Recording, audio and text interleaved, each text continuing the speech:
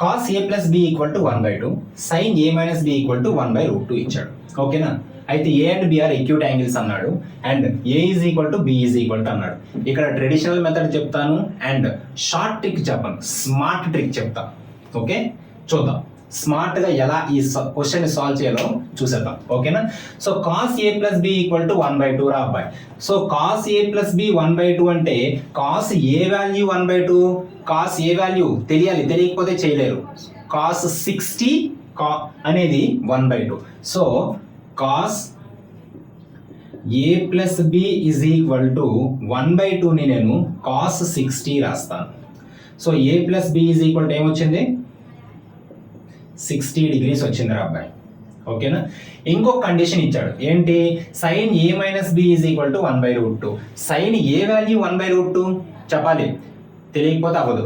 Sign A value 1/√2, sign 45 అనేది 1/√2. So sine A minus B is equal to, దీని నుంచి 1/√2ని ఎలా రాయొచ్చు? Sine 45. So A minus B is equal to 45.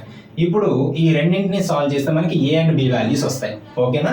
So ఇక్కడ మళ్ళీ ఏ మైనస్ బి రాసుకుంటున్నాను. 45, బీబీ క్యాన్సిల్ అయితే 2a మిగిలింది. 60 plus 45 105, 2 1s 2 5s 10, so 2 2s 4, 2 5s 10, so 52.5.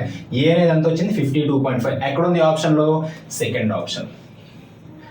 ఇదంతా చేయాల్సిన పనిలే, సింపుల్గా స్మార్ట్ వేలో కానీ మనం ఆలోచిస్తే చాలా ఈజీగా సాల్వ్ చేయొచ్చు. ఇక్కడ వరకు మనకు వచ్చింది రా అబ్బాయి, ఏంటి? A plus B is equal to 60 అన్నాడు. ఇప్పుడు ఏ వాల్యూని బి వాల్యూని యాడ్ చేస్తే 60 రావాలి. ఇప్పుడు ఆప్షన్స్ చెక్ చేయండి. ఈ రెండు 60యా? మోర్ దాన్ 60 అవ్వదు. ఈ రెండు 60యా? 75 అవ్వదు. ఈ రెండు 60యా?